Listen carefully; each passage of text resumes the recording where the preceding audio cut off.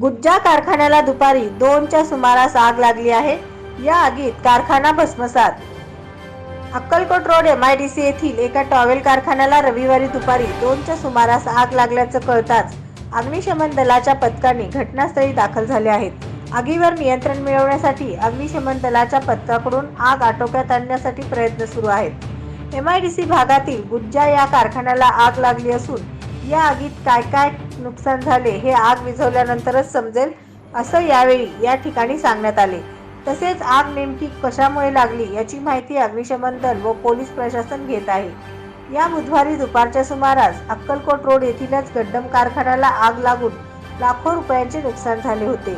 गुज्जा कारखान्याला लागलेली आग विझवण्यासाठी अग्निशमन दलाच्या 8 गाड्या आणि MIDCतील खाजगी पाण्याचे टँकर मार्फत आग विझवण्याचा प्रयत्न सुरू आहे।